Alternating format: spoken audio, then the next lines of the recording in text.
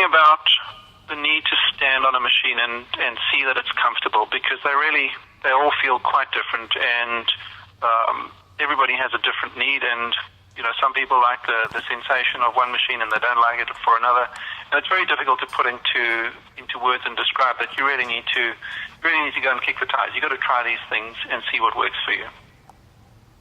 And we were talking about that. I was explaining how the linear motor type of model has a much softer feel. It's almost like rebounding, in that there's very little impact. It's more like a gentle pushing than being hammered.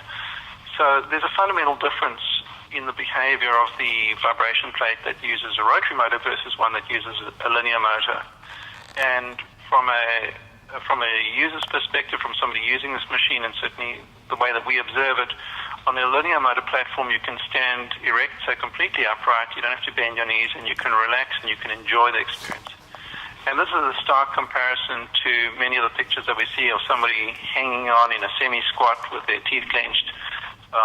And so whole body vibration is really an inadequate and possibly inaccurate description of a linear motor vibration platform, and that's why I prefer to talk about it as whole body massage, because that's much more what it is. People stand on it and they relax and they close their eyes and they really bliss out, but that's not to belie the actual benefit that they're getting. They're getting a deep tissue massage, they're getting a lymphatic massage, they're getting an organ massage, they're getting it throughout the entire body, and they're getting effectively a couple of hours of massage treatment compressed into 10 minutes. But because it's spread across the whole body, it's very, very relaxing and very enjoyable. It's certainly not intense at all. So that's very, very different kind of experience that people have compared to a platform that's designed for exercise, where it's really wanting to pummel you.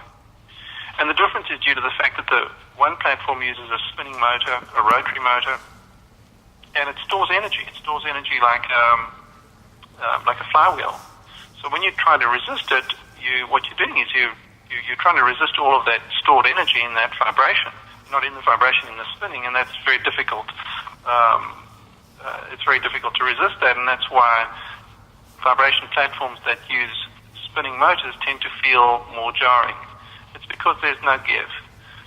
A linear motor, on the other hand, has no inertia carrying from one vibration to the next. It moves, it stops, it moves back. So it keeps turning around, so it really doesn't have a chance to store up any inertia that you would actually have to fight against. Instead, what it's doing is it's pushing in one direction, and then it's pushing in the opposite direction. And it keeps changing these alternating direction of thrust, which is what produces the effect of the vibration.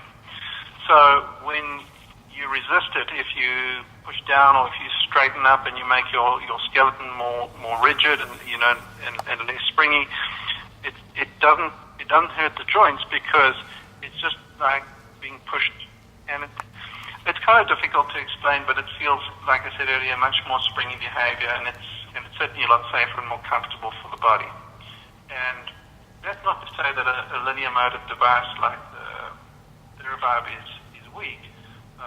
That motor can produce about 200 pounds of force, and at high speed. And the weight compensation mechanism is working with that. So it's really 200 pounds of vibration force, and that's plenty to get a lot of health benefit.